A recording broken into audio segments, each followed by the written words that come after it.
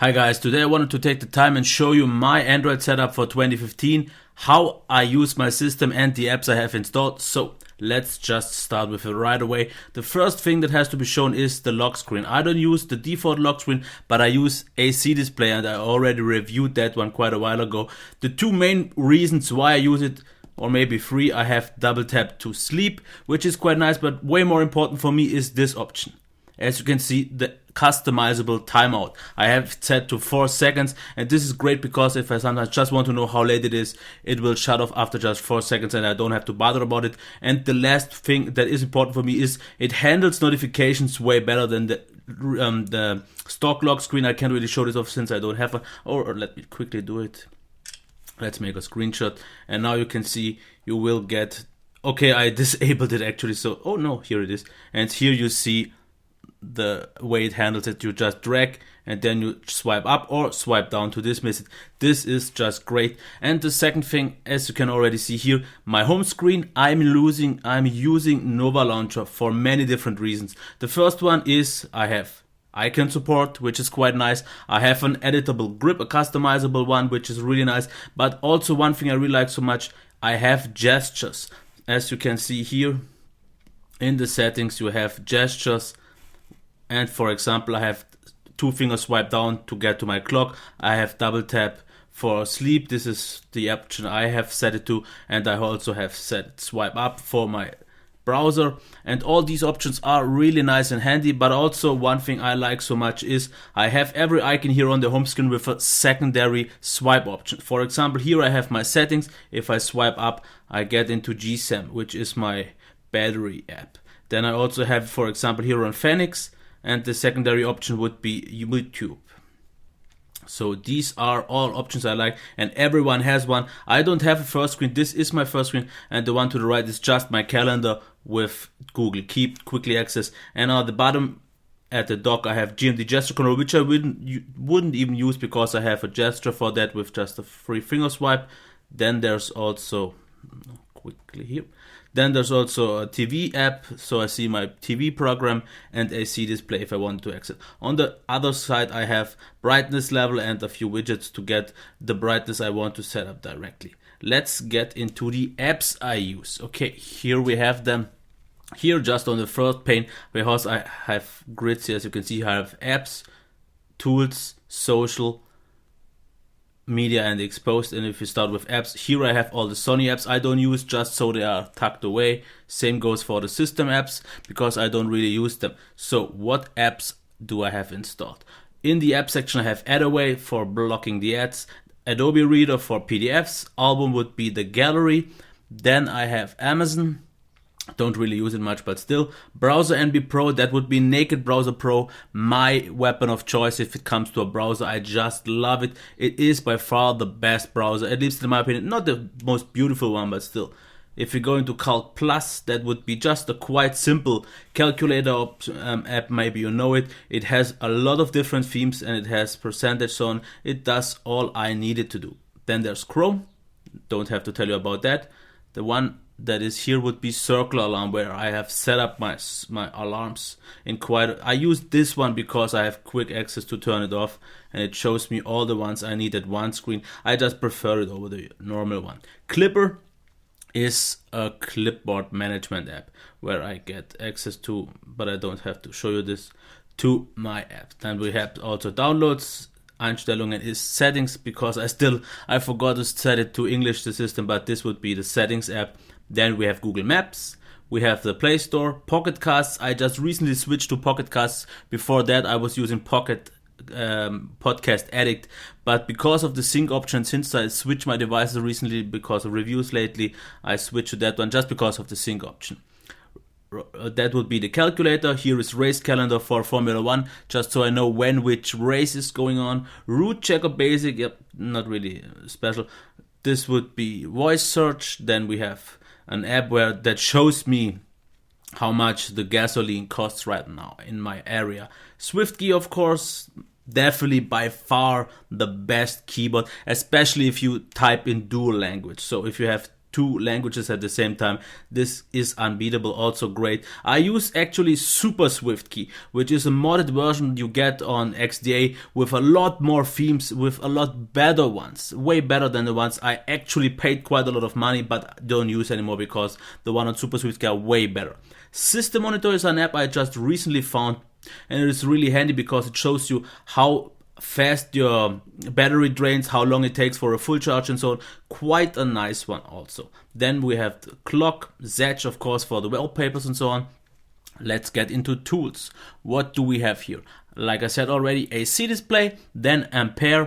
Ampere is an app that shows you how quickly your device charges, and that is actually quite useful because I recently tested it and noticed that my old cable actually didn't work properly and only charged with 400 milliamps instead of 1 or 1.3 milliamps.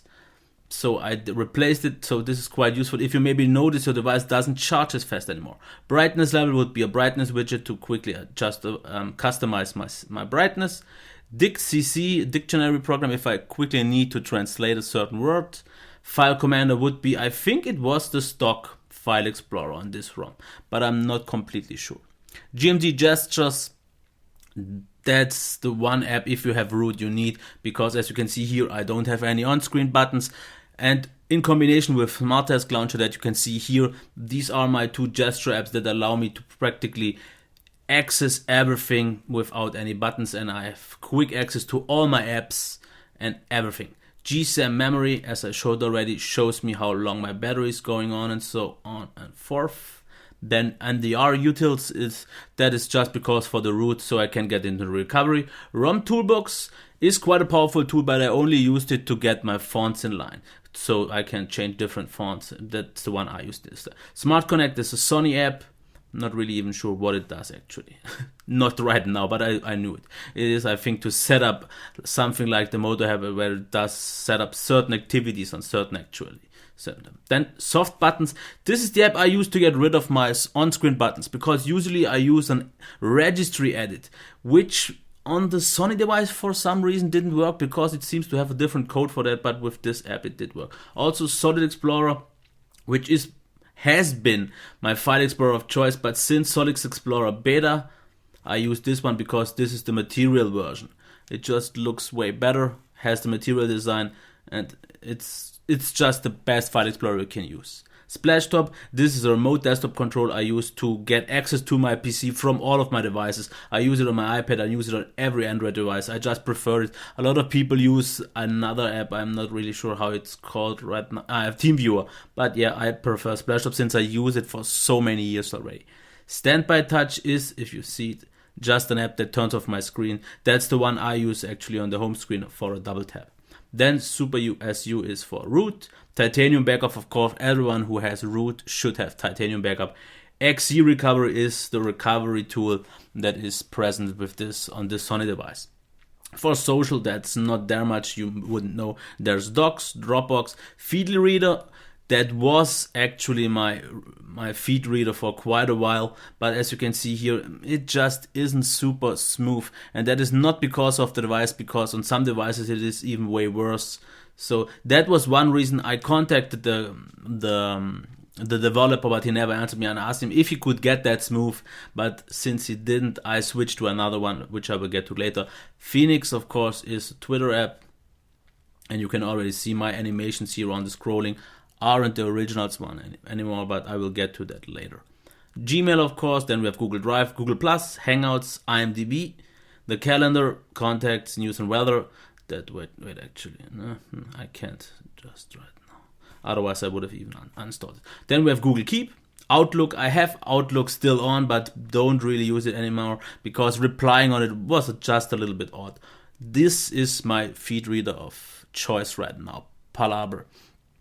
It works quite nice. It has only one smaller bug, and you couldn't notice it because there's not much to scroll. But whenever you refresh this timeline, and the first attempt you want to scroll does lag a lot, and then it is smooth as you can see here. But it's just the one thing that I would like to get rid of, the first lag. But otherwise it's great because it has a readability option, and it just works quite nice. So I'm really happy with this one. It works really great, and as you could already see here, it is also buttery smooth.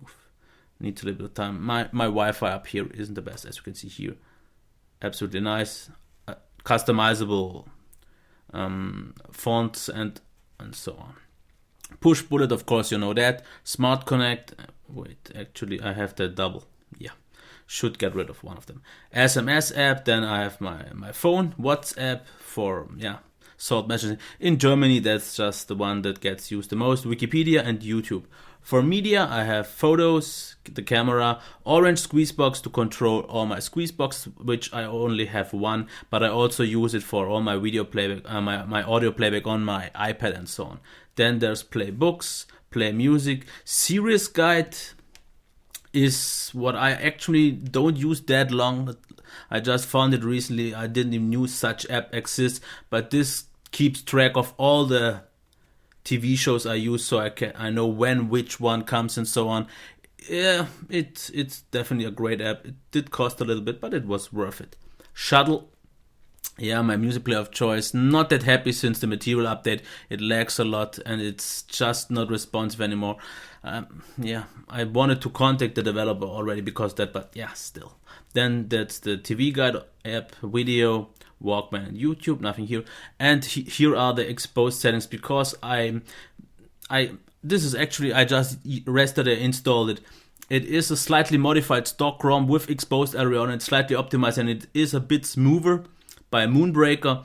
And here are the modules I use. I use 20 megapixel superior auto, which allows me to use superior auto with 20 megapixels. Really nice, but I still have to actually try if the pictures are really much better or not. App settings, of course, that's the one module I would use if I would have only had one, because I can set the DPI for every app. And as you can see here, if you go quickly into it, I just really love this module. If you go here, you have options if you enable it to set your DPI, make it full screen, immersive and so on. So really a powerful app, really great. Gravity Box, I only used that for one reason, to get rid of my LED while charging, because when I used my LED while charging it was glowing, and at night and even with blocking mode it was a bit annoying. Volume steps gives me the option to get more steps for volumes. What I usually needed it for, or mostly, was to get more steps for music, because now I have 30 instead of 15. Because usually if you have only 15, there's one step always that's too loud and one that's too quiet. This is quite nice. And for notifications, I only set it to 5 instead of 7, because I don't need 7. What is there also? XLED is to control my LED, which notifications have which color. I usually did use Light Manager for that, but since Lollipop it didn't work anymore, so I had to use that module. Quite nice, but for some reason, because you can see the option, okay, yeah, there is an option to turn off, disable low battery, the charging ID and so on, but it didn't work, so that's why I had to actually use Gravity Box, because I don't use Gravity Box for anything else. Then of course the exposed installer. Then I use quiet hours, because I absolutely can't stand what they did here with the inbuilt one. Because since the newest update on Lollipop, at night it doesn't notify me anymore, but the LED is still working. A few people wanted this and said that's the way to do it, but I don't set my device to silent and not to notify me overnight that the freaking annoying LED wakes me up. So that's why I use that. It is just better because I can disable the LED. Then XUI mod, I only use it to get to these different animations. You have a lot of different ones, and I already did actually a video like more than a year ago that was called changing the Android animations or something like that. And then there's YouTube either way, I didn't actually activate it yet. So that is my Android setup actually. My apps, how I use it. I wanted to actually go a little bit deeper into all my gestures, but I think this would be overkill for this video, and I don't think most of the people will actually care about that, since I don't think this is the mainstream thing of using gestures. Because just so you can quickly see what I can do without going to the home screen. Here is access to my Twitter. Here is access to my browser. Here will be G+. If I now want to access Palabra, I have this gesture. If I want to access the Play Store, I have this one. Then there's here one to get, no, I changed that one recently. Here would be to go to my dictionary. So as you can see, I have pretty much a gesture up to set up to get access quickly to all the apps I use on a regular basis. Some are also here available. I don't really use that a lot because I have already a gesture for all of them. Because for example, Orange Squeeze is just a long press here on the side. Yeah, as you can see here, it did take a load a bit. So I have pretty much access to everything and don't really need anything of this. But I still have it set up just in case maybe the app fails or so. But that's pretty much my setup. So, okay, that's it. I hope you maybe got a few apps you didn't know of or a few tips. And why I did just activate the camera, I have no clue. Okay, bye.